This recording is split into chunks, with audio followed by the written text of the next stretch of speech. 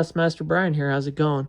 So I'm going to do what I'm going to call a Dragon Ball Z home media retrospective, and we're going to literally go through every Dragon Ball Z home media release for the United States. Now, I say that because I also have the Japanese Dragon boxes. They are not going to be included in this home media overview. I do have them, but I've done videos on them before, including comparing them to the English Dragon boxes. I just feel like that would be overkill and also misleading because we're talking about the United States home media releases. So with that, let's get started, and we'll start at the very top here. This is what is known as the infamous orange brick. I have nothing good to say about this. This is by far the worst release of Dragon Ball Z on home media you could buy ever. We'll just take this and we'll throw it over there because it's a piece of garbage. Honestly, the only reason I even have one is to compare whenever I'm doing comparison of, episodes, just to have it for the comparison's sake, but it is literally a piece of shit. There is no better way to put it other than that. I know that I did a video comparing the Dragon boxes to it, and I always get shit for it because people are like, "Oh, you're just ridiculous." No, I'm not. They are literally a piece of shit. So if you own them, and that's the only way you own Dragon Ball Z, good for you for buying it cheap, but it's a piece of shit. That's all I'm going to say. Let's go to the top one here. We're not going to go in the way that they were released, because if we did, then I would do my Dragon boxes next. But, well, so let's say out of a 10, I'd give that release a 2 out of 10. Because it is Dragon Ball Z. It is the whole series. Yeah, not much else I can say about it. So let's go to the Rock the Dragon edition. Extremely nice book. I kind of hope they do a Rock the Dragon edition version 2, where they release the second part of this that has Dale Kelly as, Captain Ginyu, and also the narrator in that, because it would go all the way till the end of the Cell Saga. That would be pretty cool if they would do that. Funimation, if you're listening, do that. But this is a very, very cool set, Very nice Dragon book style booklet. And then all the discs are in the back here, and it's literally the first, I think it's 53 episodes and 3 movies. It's a great set. I can't talk very badly about it. It's the original Dragon Ball Z dub, so it is it's the Ocean Group's dub when Funimation produced it. So, but can't talk very badly about it. They are in the paper case in like another release, which I will be discussing. But out of 10, this gets a 7.5 out of 10, honestly. I really like this release. I think it was great, especially for the nostalgia fans. Having, let's see, having, Peter Calamus and, Brian Drummond and Anne Corlett, and having Anne Corlett's version of Tree of Might was awesome. I prefer Anne Corlett to Peter Calamus, so having that availability and just being able to, nostalgically watch Dragon Ball Z again, that was pretty awesome. I'll give Funimation kudos for that. So that gets a 7.5 out of 10. where are we going next? Well, we will go over here to Dragon Ball Z Kai on Blu-ray. This is by far the best way to own the series on Blu-ray. No doubt about it. It's just absolutely awesome. I love the new dub. The visuals for the episodes aren't going to get any better unless they literally reanimate the whole series, which I don't ever see happening. Now that you can get the Buu Saga 2, you know, if you're not nostalgic for the original Dragon Ball Z, just do yourself a favor and buy Kai. It's got the better Frieza. It's got a what am I trying to say? A better interpretation for Gohan. I'm not gonna say that Gohan or Colleen Klinkenbeard is a better voice actor for Gohan, but I think it's just a better interpretation. And not to mention, I personally like having, Gohan not the same voice actor as Kid Goku. So I think Stephanie Nadolny is an absolutely fantastic Kid Goku. So I would rather have her be Kid Goku than Gohan. That's my thought on the matter. Now, let's move on over to here. This is the original Dragon Ball Z season sets on Blu-ray. This was the set that they released after the level sets fell, which we'll get to the level sets in a minute here. So each one of them comes with a pretty cool, design case for the Blu-rays. They're not in 4x3, they're in widescreen, which, yeah. But I do want to show this because I'm pretty sure I'm right about this. I like having this set because I didn't mind getting them signed. I don't get my Dragon boxes signed and that kind of stuff. But this was a very easy decision to get signed. They're not a very nice set, so having them signed is pretty cool. Eric Vale signed this one. Let's see, what other one do I have signed? I'm pretty sure I have this one signed by, I have that one signed by Kyle A. Baird, Gohan, and then I think the other one I have signed is this one by, Chuck Huber. So those three are signed. I don't think I got Kid Buu signed. Did I get Kid Buu signed? No, I did not get Kid Buu signed. I could have gotten Kid Buu signed. So that's the season sets, the season Blu-rays. I don't have too much great things to say about them. As far as the release goes, I give it a 5 out of 10.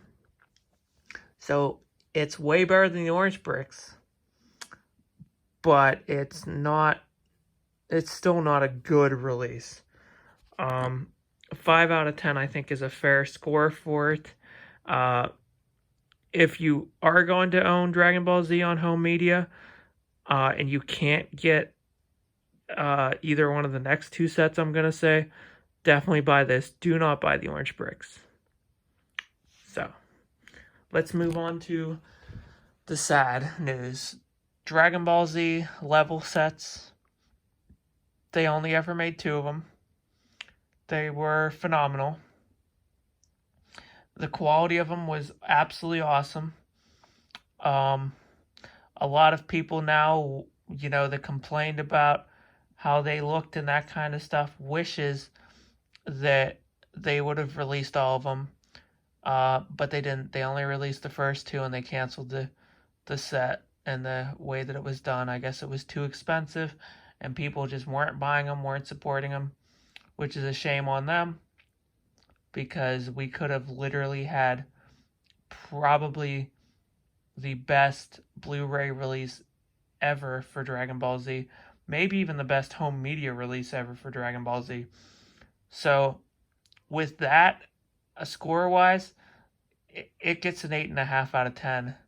I dock it points because it was just Blu-rays and an art card or a character profile card. It didn't have any extra type, things like this next set that I'm going to show you. But, that's just how it goes. The literal holy grail of Dragon Ball Z home media is the Dragon boxes. No doubt about it. If you can afford to buy them, buy them. Now you're looking at probably $1,000 for these 7 right here. Which is a ton of money. I'm not going to sugarcoat it. It's a ton of money. But if you can afford to buy them this way, this is by far the best home media release for Dragon Ball Z. Now, it does not have the Faulkner score. So if you want the Faulkner score, then, you're probably going to pass on this home media release. The next one that I'll show you is the one that I would recommend getting if you absolutely have to have the Faulkner score. I didn't care because I personally like the original OST. The Faulkner score is cool. I like the nostalgia factor of it, and I can watch it, multiple times with my home media with the Faulkner score. So, with that, let's go and look at one of the sets. Which set do I think we should look at? Well, we'll look at this one. This release gets a 9.5 out of 10. It doesn't get a 10 out of 10 because of the way Funimation did the packaging for this. I just don't think that it was the best design. It was a pretty good design, but I feel like if they would have done this design just a little bit different, not having the discs on top of each other, you'd have extra protection for not having scratched discs. And these Dragon boxes are absolutely amazing. The last thing you want to have happen is scratch discs. So with that, let's take a look at them. They have character art, which is absolutely awesome. I love whenever they're more than just a standard disc. Then the Dragon book is absolutely awesome. Having all these contents of the Dragon book, and the fact that they made them small enough that they can fit in the set was awesome. It has all the episode guides. It's just a phenomenal set. There is literally nothing you can say about it except for they literally outdid themselves. And everyone just is hoping for a Blu-ray release that will match the quality of these DVD Dragon boxes, which has not happened. Now, I think this is the best way to say this. It is literally for hardcore fans. This description describes your Dragon box, and this describes the entire, home media for Dragon Ball Z. This is literally the set you want to own. If you can only own one set, this is the set you want to get. Trust me on this. I know there are people that have bitched to me, oh, it's too expensive, whatever. It is expensive, but this is the release you want to own. This is the best Dragon Ball Z has ever looked on home media. These Blu-rays that they have kept releasing don't hold a candle to it. The only one that looks better than the Dragon boxes are the Dragon Ball Z Kai Blu-rays. That is it. But if you want the original Dragon Ball Z, the Dragon boxes are your best home media option. There is no debating it. I'm sorry. And for those people that love the Faulkner score, it's unfortunate. You will have to settle for either not having your favorite score or not having the best release. It's one of those two. But that's just how it goes. Having the series in 4:3 aspect ratio, the way it's meant to be seen, There's just nothing like it. And having the grain and all the colors untouched, it is literally the best home media release. I could talk for 20 minutes about why the Dragon Box is the set to buy, but I'm not going to do that. I've made my opinion, you know. You guys can all have your opinions. I'm sure I'm going to get shit because I always do. But that's my opinion. The Dragon Box is the best home media release. Anyways, let's talk about this newest release, Dragon Ball Z 30th Anniversary Set. Here's another, thing. It says this is what legends are made of. Celebrate 30 years of the most iconic anime series ever with a collector's edition packed full of everything you could ever wish for and more. Entire Dragon Ball Z series in original 4:3 aspect ratio. Full color 11-inch 30th Anniversary version Grandista. Stunning collectible box featuring Shenron in a striking full design. Full-sized hardback art book. 628 minutes of special features.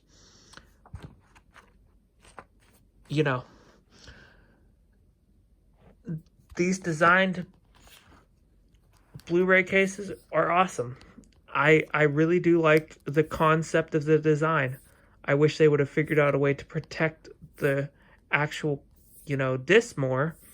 And I wish that the book, I wish they would have done a literal book like this.